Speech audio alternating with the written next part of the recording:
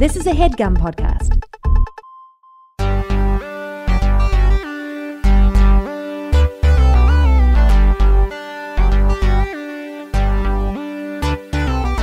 Hello, welcome back to Talking Banter, the official Dynamic Banter after show.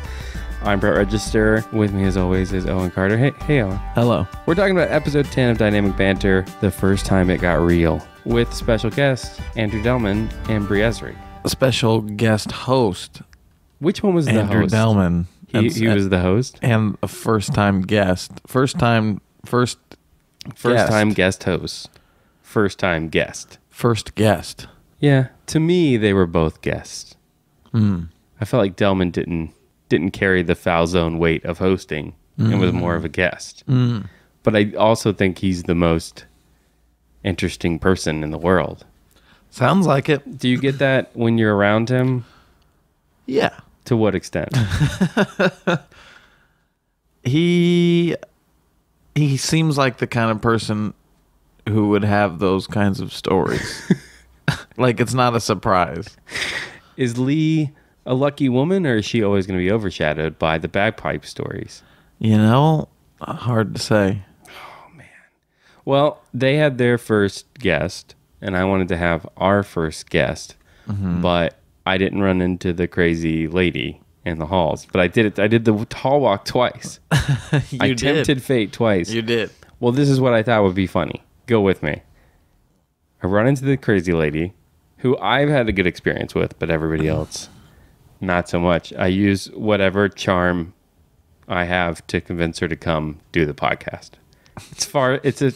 I know. It's a little bit of a far stretch. Far stretch? Long stretch? Far shot. Far shot? It's a far shot. But we get her to do the podcast, okay? No, it's a long shot. It's a long shot. It's all of those things. Far cry? Maybe they all work. The English language is a dog language. I think if you convey your message correctly, then it all is grammatically correct. I can go along with that. So we convinced her to come do the podcast. Mm-hmm. All right. Steve went to Whole Foods, hypothetically. And then we finish with the podcast, and she's leaving the apartment as he's coming back from Whole Foods. And the exact horrifying scenario that he had dreamed up happens. I thought that would be incredible. So I'm going to keep working on that. That was great. That is on the list right below getting Steve to a baseball game.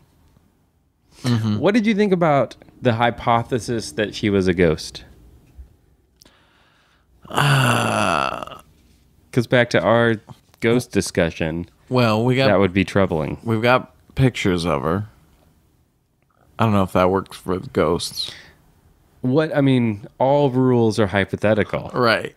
But I was wondering if anyone had run into her not on the grounds I was thinking of this that too. complex. Well, the pictures from down the sidewalk. Maybe there used to be. We should look this up. Well, there is a big old mansion that was on this block. Uh-huh. That she used to. I believe it. She was murdered in. Yeah. That's why she can ghost the whole block. Because like ghosts, she doesn't communicate very well, and it's terrifying. Ghosts are the worst. Because she died tragically. Yeah, but why can't ghosts just fucking say it like it is? I don't know. I wonder if she's ever touched anyone. Because if she went right through them, that's a dead ringer for ghosts. Well, yeah. Beware of what? You know something's up. Just tell me. This episode is brought to you by Harry's Razors. Use the code BANTER at checkout. $5 off? I didn't do a lot of research here because I don't shave. Mm-mm. I shave. Do you shave your balls? No. You don't trim anything down there? Trim? Okay. I'm scared of the razor. But people do that, right? Yeah. Why? Are girls really into like a clean, smooth ball sack? Well, it'd probably be nice. All right. It's a fair point. I don't think girls like balls that much anyways. Everything down there for us is weird and disgusting when put into any context. It's just disturbing. It's like a weird Pixar character hanging off of us. What was that quote from Steve the other day about the genitals?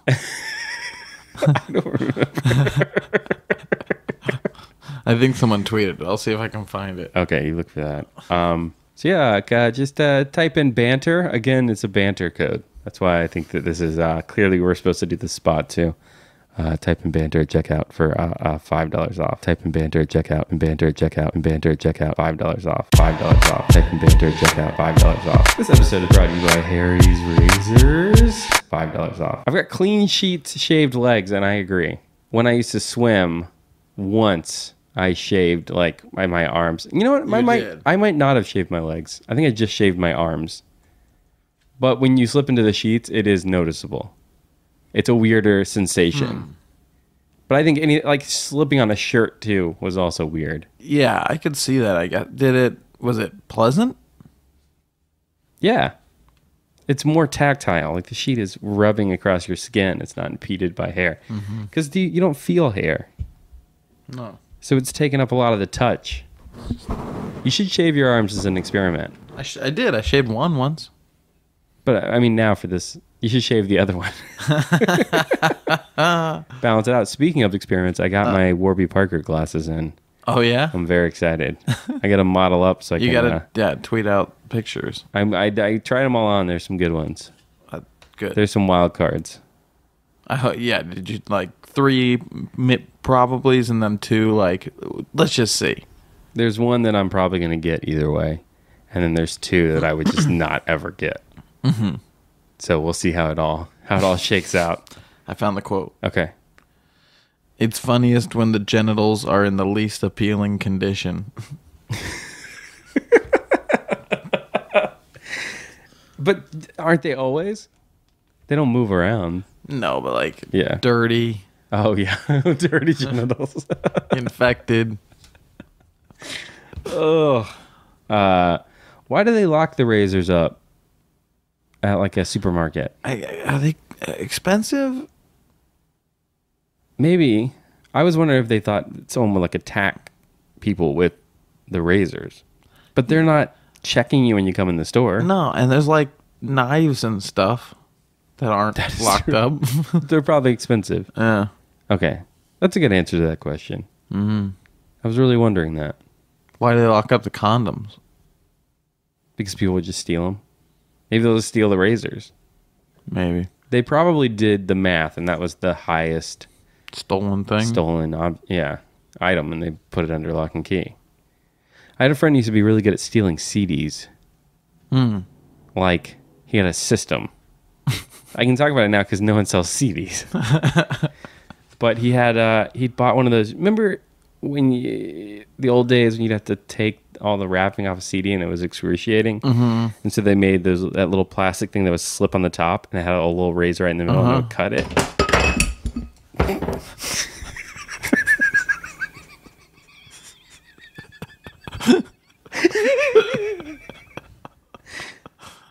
The reason you didn't hear glass shatter was because of my cat-like reflexes.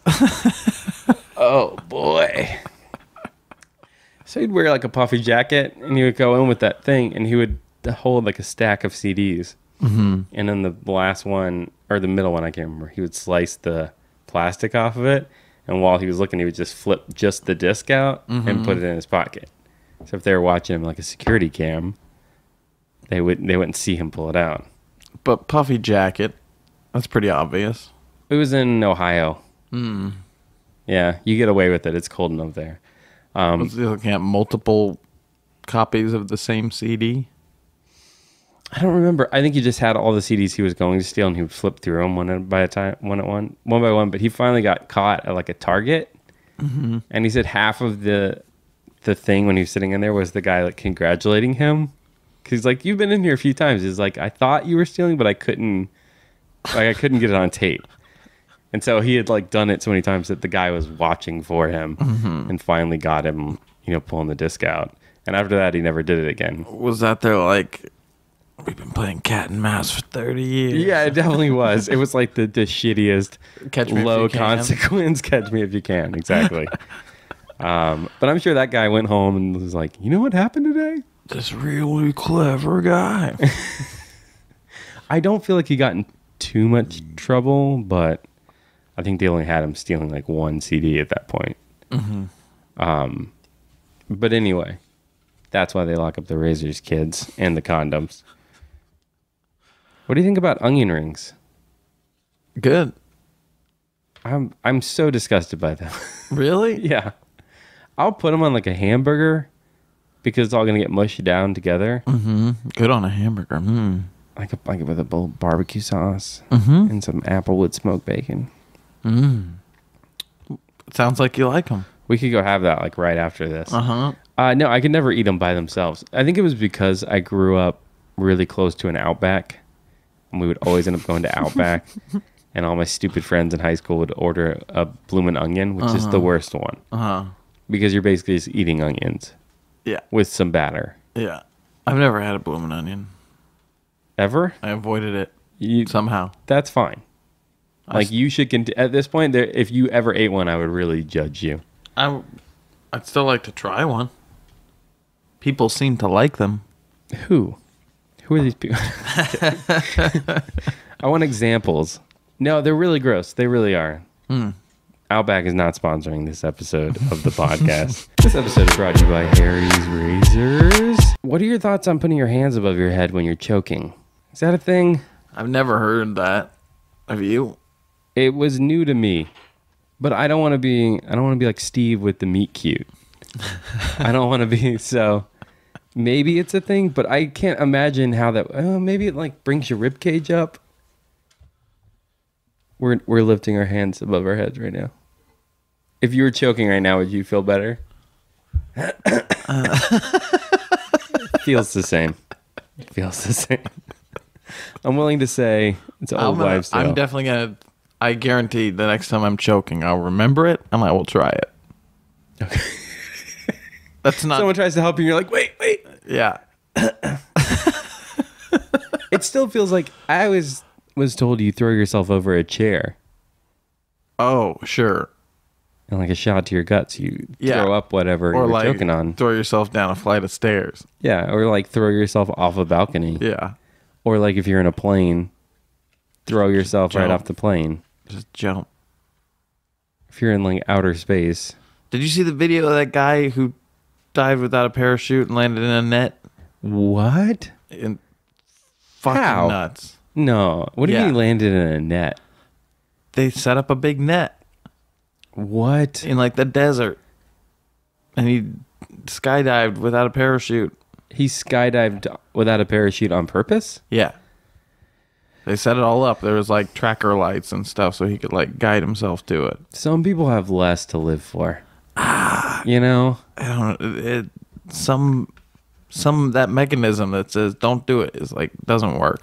Did you see that new Point Break? Point Break remake? They do a thing where they like skydive and they drop like money or something. And they shoot into a hole in the earth, like a big cavern. And then they pull their chutes so they don't get spotted. It's scary. Well, they filmed it, and on some level, they had to really do some of that shit. Yeah. And I'm just like, no, not for a movie. CGI is so good. Don't put yourself at risk. Let me specify. I appreciate not for that movie. Don't put your life on the line for that movie. Yeah. Same thing with Transformers 3. They had those like squirrel diver guys. Yeah, that's right. No, we were watching that. Don't dive for Transformers 3. Absolutely not. And it's like pretty crazy cool footage of them like really diving through the buildings. In Transformers 3? Yeah. And then they put in behind all the scene. Have you seen the 2-hour behind the scenes? Oh no, I just saw that clip though. They did a huge behind the scenes, and it's so much better than the movie. Like it's really interesting because it's all the like practical crazy stuff and yeah. whatever. Plus, you get to see Bay go nuts for no reason. Man, it's wonderful. What's his problem? He makes these movies on budget, on time, and they're hard as shit to do. You have to be like a goddamn drill sergeant to get it done. I guess it's hard to get like 2 people in a room with a crew. So much. Like, just that is already too every hard. episode of Lost we were talking about, it's just a person sitting and someone enters. And once you said that, I was like, that's exactly. There's no more than two people. If there's more than two people on screen at any one time, it's very short, or they're just background. Because it's so hard. Like, imagine Well, Game making, of Thrones has a lot of those scenes too. Yeah, absolutely. That's You have to. Well, they also save money, and they're easier to produce. Yeah. But Michael Bay could enlist a second director to direct the actors, and he could just handle all the action. And I feel like we would end up with a pretty great movie. But the ego that you need to direct the action stuff correctly wouldn't allow for that second director. So moving on. When did it get real? It was originally the first time it gets real, and Steve didn't want to do it because it feels like the first time. But can't there be for a first time series just like there's a banter series? Granted, Steve isn't aware that banter is a series. Yeah, and that's already confusing enough. I don't think it could go in the same feed as it feels like the first time. I feel like Winter of 66 would get upset. Fuck him. Back to choking. Andrew was telling a story about a specific culture that doesn't drink while they're eating. Oh, yeah. With his choking history, why would he sit down and have dinner with these people? I want to know why he's choking so much. He said it's because he eats too fast. It is, right? That's like he doesn't chew. Yeah, he did say that, didn't he? It was definitely his fault. He just gulps it down, and he can't help it. To the point where he's choking. He doesn't have time. He's the most interesting person in the world. He doesn't have time for a full meal. He's gonna do 2 lunches. You know what I mean? So he's gonna throw like the type of person it takes to learn to play the bagpipes in high school. Mm-hmm. That person's not gonna like chew 18 times before they swallow. I will say there was a period in my life where I chewed a lot, like consciously. Oh, sure. Because they tell you if you chew for a long time, yeah, it's easier. Like chew every bite 47 times or whatever. Yes. And it's apparently easier for you to process, and it allows you to acknowledge when you're actually full. And I did that for a while, and I felt so much better. But I don't have time to fucking eat like that. Like I'm the same way. I'm just shoveling shit in. I know. Yeah. So I started getting nervous that I'm gonna start choking because I'm the same way. I wouldn't change my habit.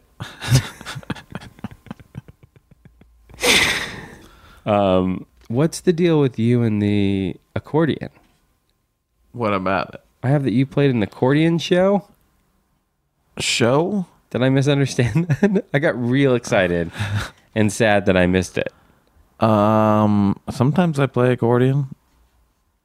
I have before at different shows. Okay. When did you start playing accordion? After high school. Right after high school? I think. Okay. So it was like a cool thing. It was just a thing I wanted. I wonder if that would make you popular in high school. I feel like it's just weird enough that it's not nerdy. In my experience, most people are like, especially like girls or whatever, like, you play accordion? That's so cool. Really? Yeah, and then... Have you got laid because you play accordion? No, okay. That's the thing. They think they like accordion, but they don't. They don't really. It's not actually cool. It's right. cool that I'm... It's cool. I'm not the idea of it is cool. It's cool the that actuality. I'm not embarrassed about playing an accordion. Right. What was your bathroom in class situation? One time in math class, I went to tell the teacher I was feeling sick, and I had to go to the nurse's office. And while I was trying to explain that to her, I got sick, and I threw up in the trash can next to her desk in front of everybody. And then she always let you go to the bathroom? She was like, don't tell me that you're going to just go. Go. We had the strictest bathroom policy.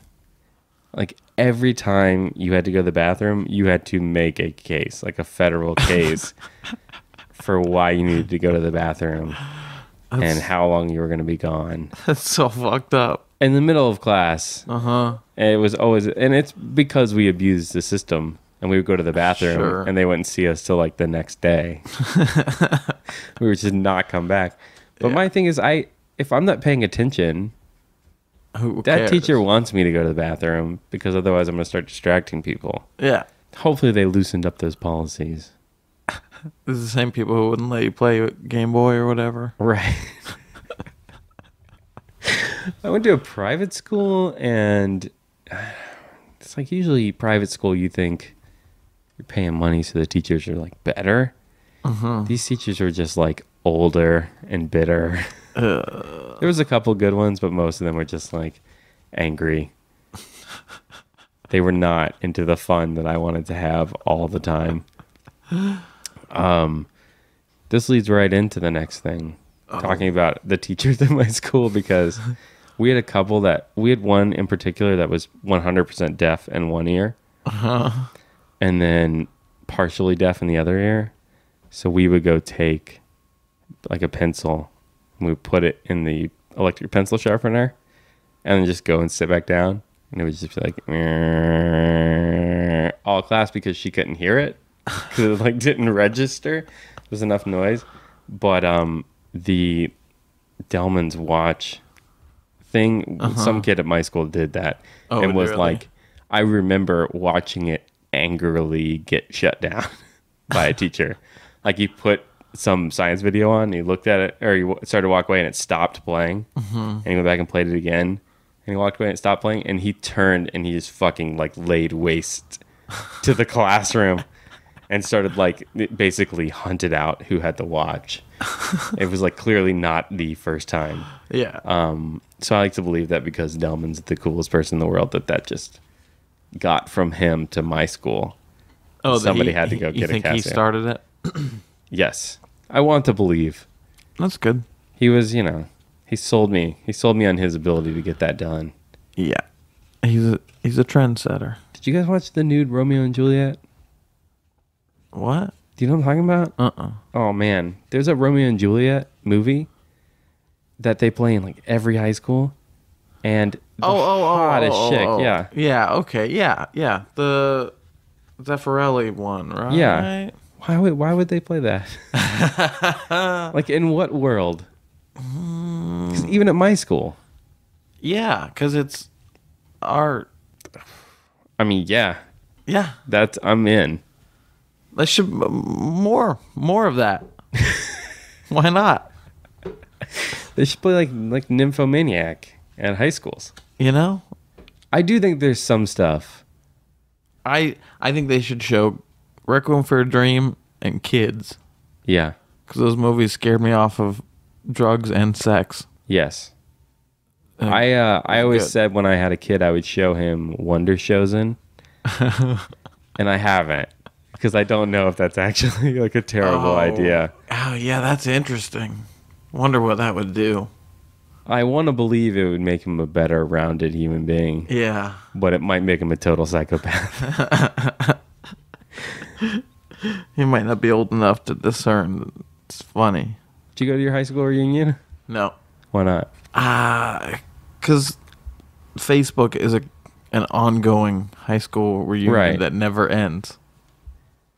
It's awful. No, because I was going to say, I don't know anyone our age that went. Yeah. Like none of my friends went. It would be, probably would have gone if it had been like, oh, I haven't seen so-and-so in 10 years. But I know what everyone I would care to talk to, what they're up to.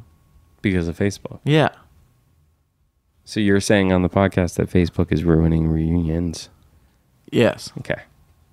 Plus, I looked at my yearbook and there weren't any girls that I wanted to, Is 10 years too long? I feel like that's too long. For what? A reunion. You should come back in like 5 years. I think they have a 5-year. Oh, we did not. Huh. We definitely did. We barely had a 10-year. Because they reached out to see who would go. Like nobody was going. Yeah. I feel like you just move on after 10 years. Yeah. I don't know. It's good for movies. It's a good device. I want to talk about bagpipes. I feared that this segment was going to take a very B-esque turn. Yeah. I don't know yet what... You feared. Oh, for sure. Yeah. There was a moment when Wikipedia was involved. That means you weren't looking forward to it. I mean, feared in a good way. I didn't know how... You never know how deep the hole is. Right. That's a good point. It's like you're never totally confident hopping in. Here's a craft which you'd never expect to find south of the border, yet it's flourished for 75 years. From a piece of heavy African black wood imported from Tanganyika, he's turning out one of the drones for, believe it or not, bagpipes. The drones give the fixed notes, the chanter gives the melody, but you'd hardly expect a Sassenach to say which is which at this stage. Henry Stark shows how the pipes are fitted into the sheepskin bag, which stores up the woofle. It's remarkable what the Scots can do with a sheepskin. From another part of that same animal, they get the skin for a haggis. But I like their inclusion in the mythos of this podcast. Mm-hmm. So then we got into History Road. We didn't get enough Brie. That's why I said they're both... Because if Delman is the host, we didn't get enough about the guest. I see. Usually when it's a guest, it's more about the guest. It depends on the podcast. We should have... We'll have Brie on here. We'll get to the bottom of it. Get to the bottom. But she contributed in a great History Road. Yeah. It was one of the best. And Delman, too. Yeah. I was going to say, did you feel left out? Not left out. No, it's fun to play, but it's fun. Did it seem like he was having like a genuine panic attack while playing? Yeah, kind of. Oh, that's awesome. So that's basically it for Dynamic Banter, but I wanted to, before we get into our... Dynamic Banter? What did I say? That's what you said. That's the name of the podcast. Dynamic Banter. This is Talking Banter. Uh-huh. And we're going to talk about Twitter now. Our Twitter handle is at Talkin' Banter. No TalkinBanter.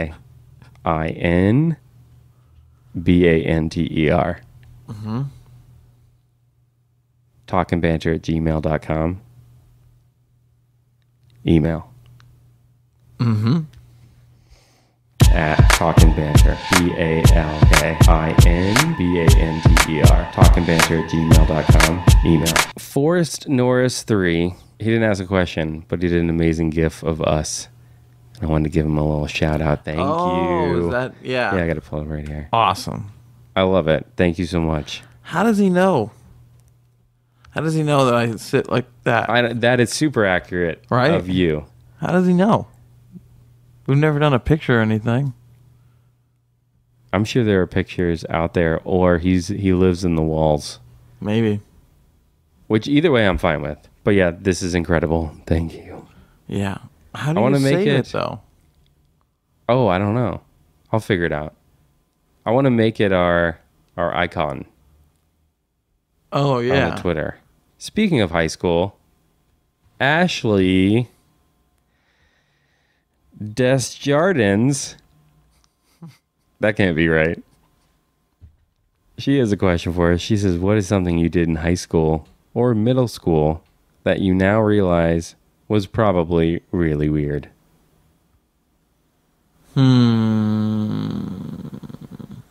Almost every wardrobe decision I made, almost all of them. Yeah, those navy Velcro shoes that I wore senior year. Oh yeah, I did. I got the green tennis ball covered Converse, and I thought they were amazing.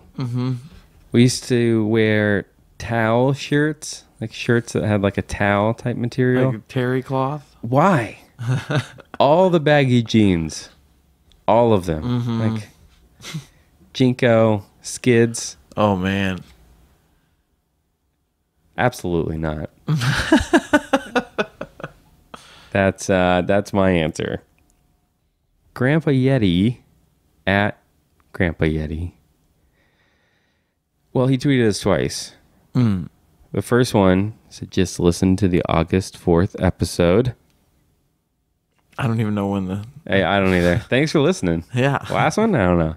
Said, I love me some Owen, but damn, that boy is slacking. Commitment is lacking. Hashtag focus Owen. What? Oh, because I didn't do the list? Oh, maybe. Or watch... I was like, I didn't feel that way at all. Or watch the pacifier? Maybe. Yeah. When we got to do the do-over next. And you got to make sure and watch that. Grandpa Yeti's second tweet says, if you guys could bring your levels up a bit, that would be great. We all have volume controls, but they do have a max. Hashtag, please. I think hopefully when you listen to this, the levels are higher. And you can be like, great. That's problem solved. That's what I was Maybe I'll wait till for. this part in the podcast to fix the levels. It just jumps up from this point on. Is this better? And then this isn't a question, but it's a very interesting tweet. Lil Tyler Levitt at Twitch_666. He tweeted, listening to all of Cloverfields again, episode 17 at 62 minutes, historic moment in the EZU. Oh, yeah. So hang on. I'm gonna play a little bit of that.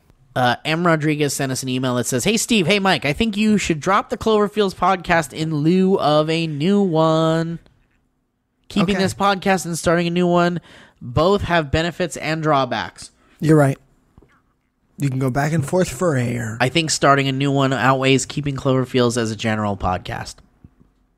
I like all Cloverfields... these pro new ones. Yeah. I wasn't hearing a lot of pro new ones. Cloverfields was meant for the Cloverfield conversations and will always be associated in that way. The current listeners, although I love your humorous banter, will be perplexed that they're subscribed to a Cloverfield podcast hardly talking about Cloverfield. I know you'd want to keep your current audience, but your true listeners will follow you wherever you go.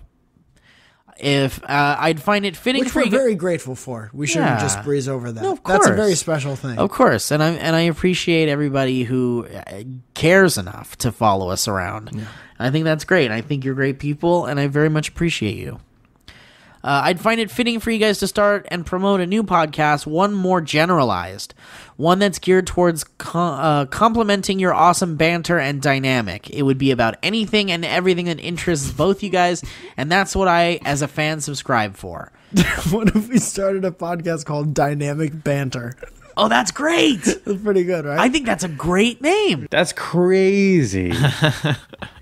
That's crazy that they got the birth of it on Cloverfield. Yeah. Yeah.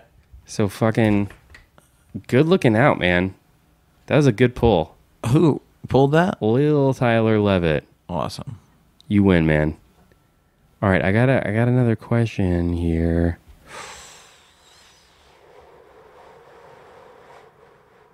Oh, okay. This isn't a question, but this is a tweet to us. Felicia Schimmer, she says, "Add Talking Banter. I love everyone involved in the Banter podcast, but nothing on this earth makes me more uncomfortable than Mike and Steve fanfic." That's a great transition, Felicia, to the fanfic this week. Last week we did a little bit from Tyson King, and I said if he did a part 2, we would read it. Mm-hmm. And he did do a part 2, but there's a technical difficulty, so we're gonna read that next week. And instead, we're gonna read a piece from our friend Jesse Stillwell, Ghostbusters themed. It's called "I Told You That Bitch Was a Ghost." "Get the proton pack out of my car," Steve calmly whispered to Mike, who was standing with him in an apartment complex parking lot. "I can't move, man," Mike whispered back. "My legs won't work." "I can't move either," Steve said softly, his voice shaking. The two men stood frozen in time as an ethereal figure encircled with swirling energy hovered towards them, slowly at first, but then rapidly darting forward until it was right in front of their faces. Accompanying the glowing figure was a buzzing vibration in the air, which slowly moved up their legs and spine until it rested in the napes of their necks. Their hair stood at attention as if electrified. The ethereal fog masking the figure began to slowly fade away, revealing a blue female figure, glowing lightly with a gnarled face that had been well worn by time. Her mouth slowly opened, revealing a slalom course of decaying teeth. The energy that encircled her suddenly broke into hundreds of individual forms and moved from the outside of her chest, inside of her stomach, and through her esophagus. She screamed so loud that the glass ruptured in all of the cars around them. A wide beam of loudly buzzing ghost bees poured out of her mouth and surrounded Mike and Steve. "Ah, fuck," Steve screamed as he widely swatted at his own head. "I can't move. I can't fucking move," Mike screamed back. Just then, a hearse painted red and white pulled into the parking lot. The familiar symphony of electrical circuits roaring to life sung to Steve and Mike from inside of the car and through its open windows. As soon as the gears came to stop, Brett stepped out of the passenger's side with a bulky proton pack that continued to flicker to life. "Here's your fucking magazine, bitch," Brett said calmly as he pointed the business end of the proton pack's nozzle at the ghost. A bright blue line of radiation fired out of the nozzle toward the ghost, entangling her in a blue and purple web of crackling electricity. The ghost screamed and thrashed around widely as the beam's embrace tightened. The bees left Mike and Steve, returning back to the ghost's mouth and down her esophagus, dissipating once they hit her stomach.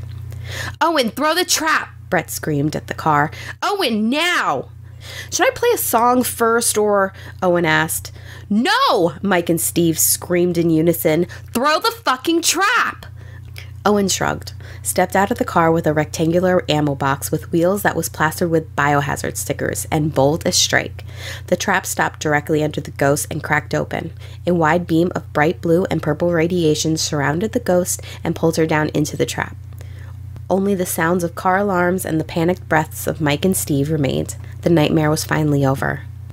"Looks like we got here just in time," Brett said triumphantly.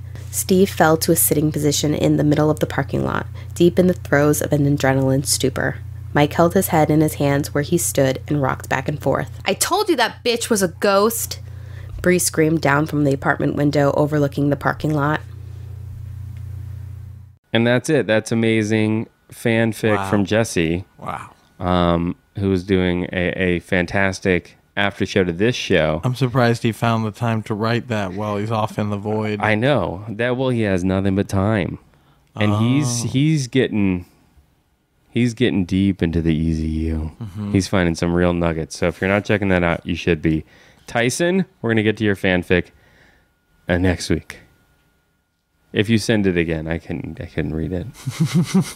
And that's it. That's Talking Banter. Wow. How you feel about it? Great. Do you feel like that angry commenter is going to feel better about this one? Grandpa Yeti? Oh, no. Okay. Well, you didn't know about it till the end. He's already made up his mind. Well, hopefully it's louder. Lights out. That was a HeadGum podcast.